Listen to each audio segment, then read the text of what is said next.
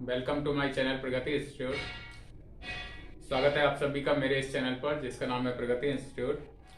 आज हम लोग एक चैप्टर शुरू करने वाले हैं और उसका नाम है अधिकार शुल्क खाते यानी कि रॉयल्टी अकाउंट्स।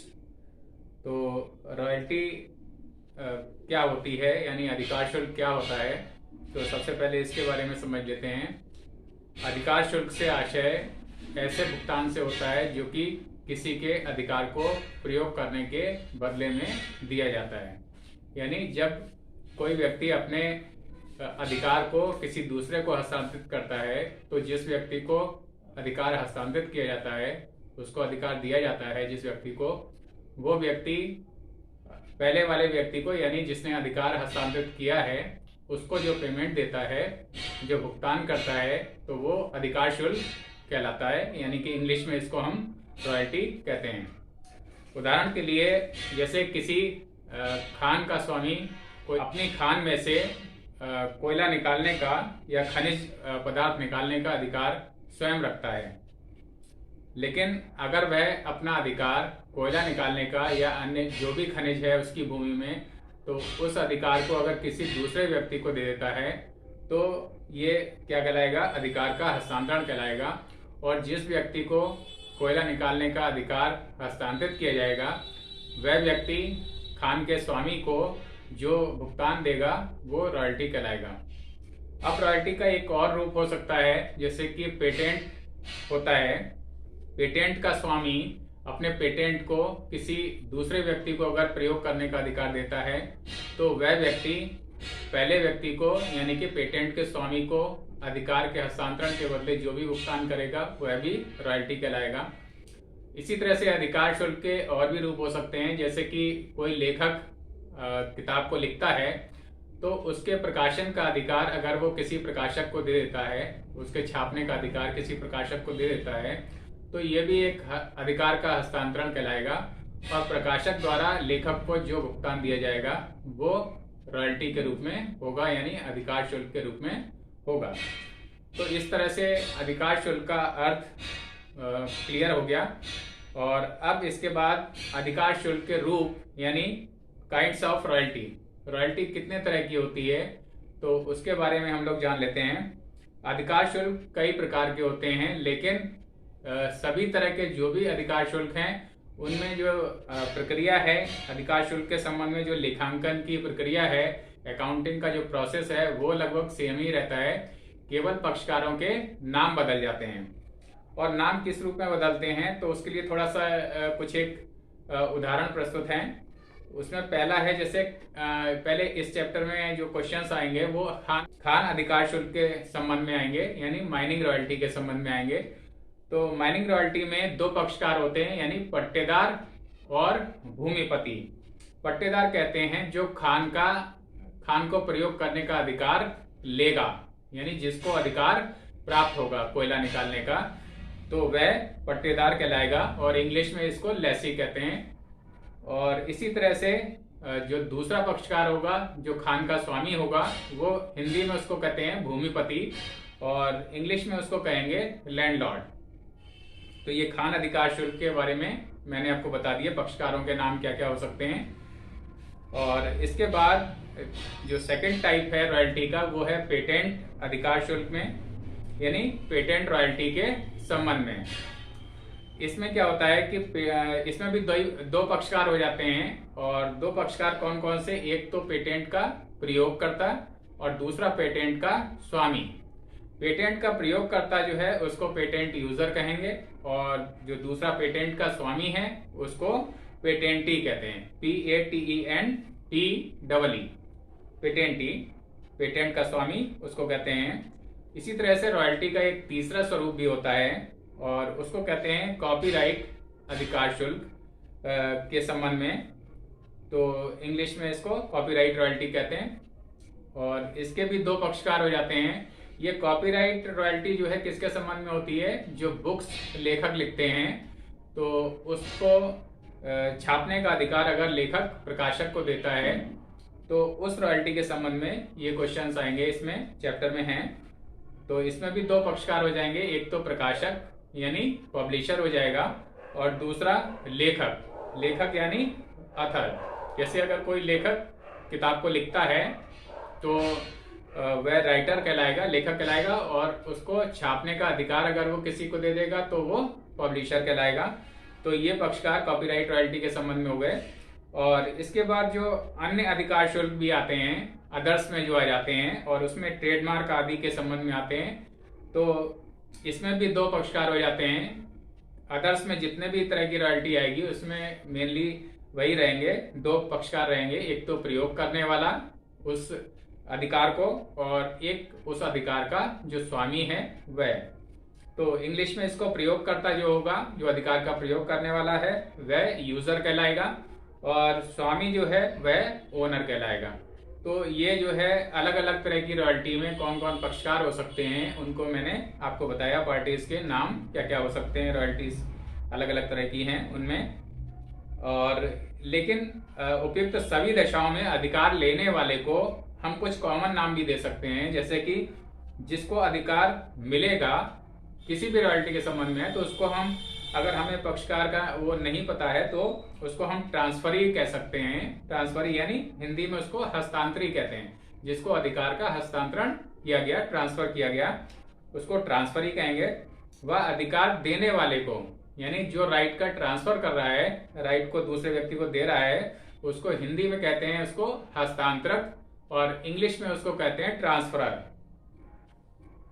और इसमें रॉयल्टी के संबंध में एक बात बहुत ध्यान देने की है कि इसमें जो भी स्वामी होता है, जो मालिक होता है किसी भी तरह की रॉयल्टी में हो, चाहे माइनिंग में हो, चाहे पेटेंट में हो, चाहे कॉपीराइट में हो, जो स्वामी होता है वो अपनी संपत्ति के प्रयोग करने का अधिकार कुछ समय के लिए दूसरे व्यक्ति को देता है।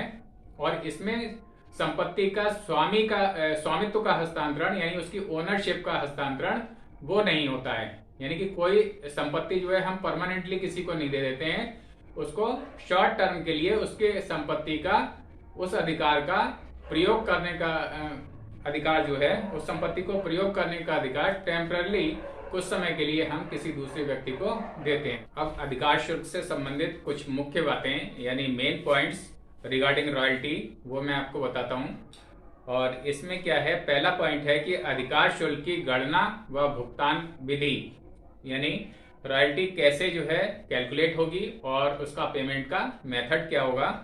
तो उसके संबंध में थोड़ी से डिटेल जान लेते हैं। पट्टे के अनुबंध के अंतर्गत स्पष्ट रूप से ये लिखा होता है उसमें अनुबंध में कि अधिकार शुल्क की गणना किस आधार पर या किस विधि से की जाएगी। इसके लिए दो तरीके हो सकते हैं। एक तो उत्पादित माल की मात्रा, यानी कि जितना माल हमने उत्पादन किया है उसके आधार पर रॉयल्टी को कैलकुलेट किया जा सकता है, या बिक्री की संख्या के आधार पर, यानी हमने किसी चीज की, किसी वस्तु की कितनी संख्या जो है बेची है, कितनी संख्या में उस वस्तु को बेचा है, तो उसके आधार पर भी रॉयल्टी को कैलकुलेट किया जा सकता है। और जो हमारा एग्रीमेंट होता है, ठहराव, यानी जो अनुबंध या ठहराव या एग्रीमेंट जो हमारा है, उसमें जो निर्धारित दर से अधिकार शुल्क की गणना की जाती है। यानी उस अनुबंध में ये भी मेंशन होता है कि रॉयल्टी का रेट क्या होगा, तो उसकी अधिकार शुल्क की दर भी उसमें दे रखी होती है और उसी दर के हिसाब से रॉयल्टी को कैलकुलेट किया जाता है।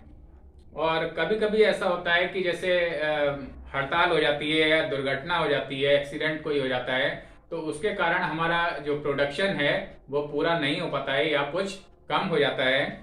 तो उस आधार उस स्थिति में भी अधिकार शुल्क की गणना उत्पादन या बिक्री के आधार पर ना होके उसके लिए जो भी विधि उसमें लिखी होगी अनुबंध में, उसी विधि के अनुसार उसको कैलकुलेट किया जाता है रॉयल्टी को।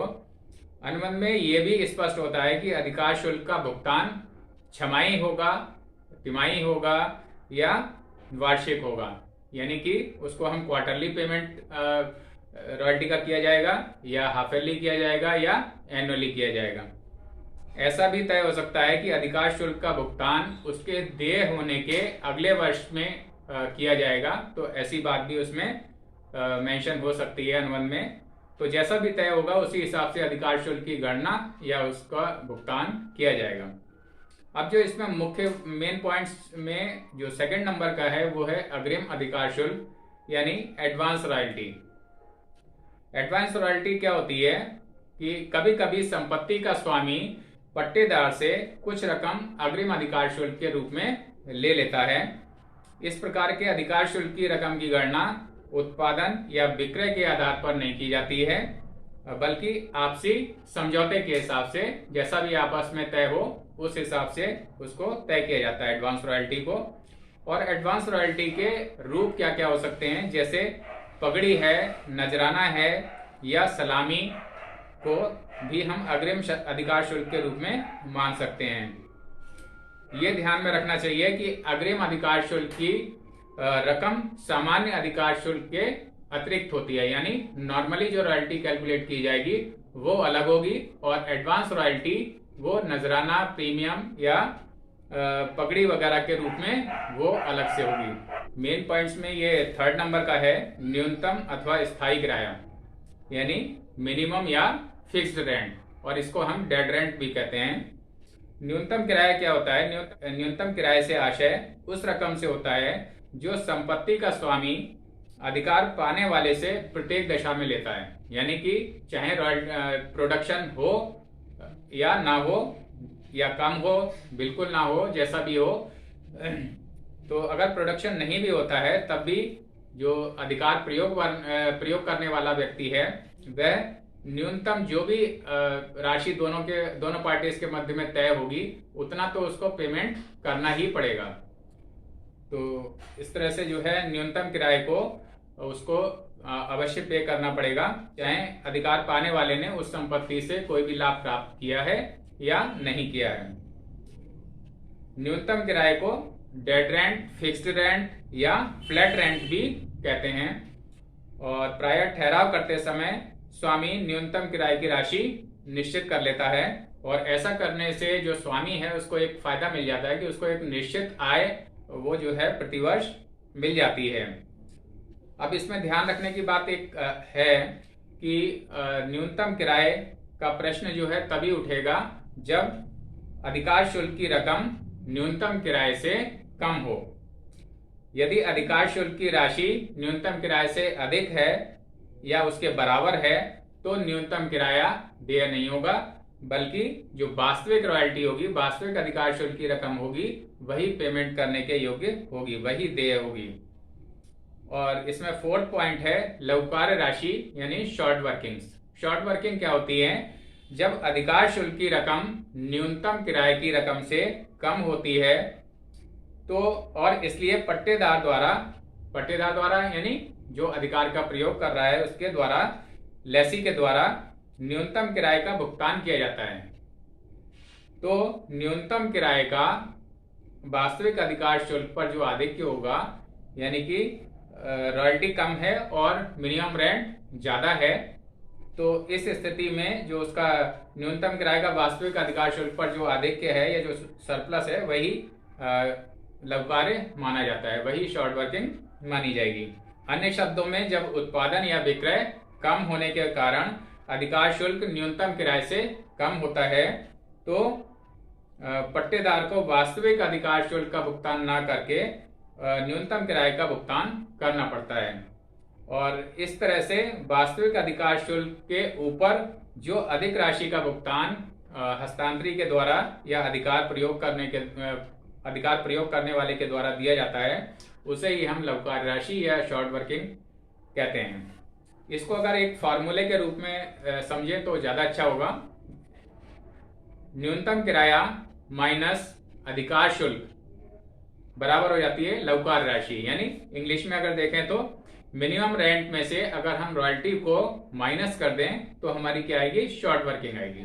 तो स्टूडेंट्स, ये रॉयल्टी के बारे में मैंने थोड़ा सा आपको बताया, और इसके बाद अभी थोड़ा सा ये है लघुकार्य राशि से संबंधित कैसे उसको वसूल करते हैं, कैसे उसका रिकूपमेंट करते हैं, तो ये मैं अपने नेक्स्ट वीडियो में आपको बताऊंगा। और इस वीडियो को आप लोग बार बार चलाकर देख लें शुरू से आखिर तक, और इसमें अगर कोई प्रॉब्लम है, कोई चीज़ नहीं समझ में आती है तो आप नीचे कमेंट बॉक्स में लिखकर पूछ सकते हैं या इंस्टाग्राम पे भी फॉलो कर सकते हैं। इस वीडियो को अपने फ्रेंड्स और क्लासमेट से भी शेयर करना ना भूलें, और अगर अब तक आप लोगों ने मेरे इस चैनल को सब्सक्राइब नहीं किया है तो सब्सक्राइब कर लें, जिससे आपको सभी नोटिफिकेशन समय से और सबसे पहले मिलते रहें, उनकी जानकारी मिलती रहे। अपने इस वीडियो को मैं यहीं पर एंड करता हूँ। Thank you.